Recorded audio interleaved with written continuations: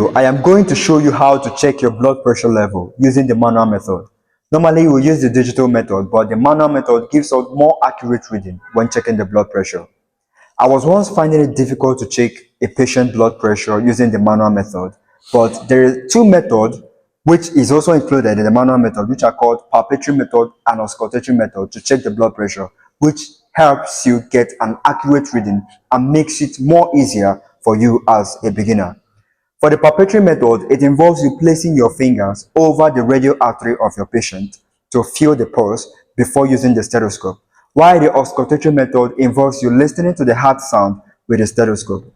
So this is my friend Christabel, who I am going to be using as my model and my patient. So I have the stethoscope, this is the diaphragm, this is the cuff, this is the sphy, and this is the ball. So like I said, I'm going to be using the palpatory method and the auscultatory method together. All are under the manual method of checking the blood pressure. So for the palpatory method, I'll have to locate her radial artery. Of course, you know that this is the lower arm. And in the lower arm, we have the radius and the ulna, which are the two bones we have here. And basically, the radial artery should be lying on the radial bone, on the radius. That is the bone.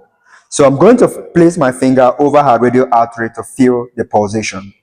So when I start feeling the pulsation, I will begin to inflate the ball. Whenever I stop feeling this radial pulse when inflating, I should mark where the pointer of this fig is pointing at.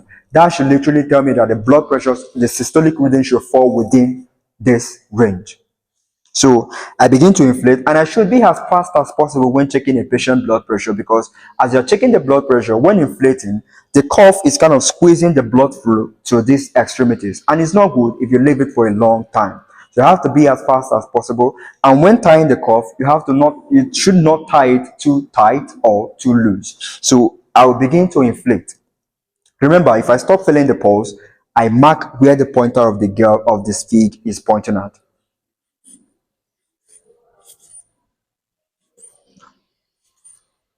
Remember, be fast as possible. So I have stopped feeling the pulse at 100 millimeters of mercury. When I use the stethoscope, I have to add an additional 10 to 20 millimeters of mercury to get a more accurate reading, just in case. So I use the stethoscope.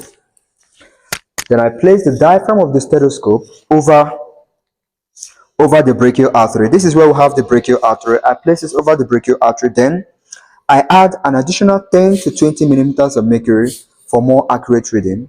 Then I begin to deflate, hoping to hear the first sound at 100 millimeters of mercury where I stopped feeling the pulse. So basically, I started hearing the first sound, which is the systolic reading at 100 millimeters of mercury. Then in checking blood pressure, we have the systolic reading and we have the diastolic reading. The systolic reading is when the heart is contracting. The diastolic reading is when the heart is relaxing. And I stopped hearing the sound at 50 millimeters of mercury, which is the diastolic reading. So wherever you stopped hearing the sound with the stethoscope, that is where you have the diastolic reading. But where you start hearing the sound is the systolic reading.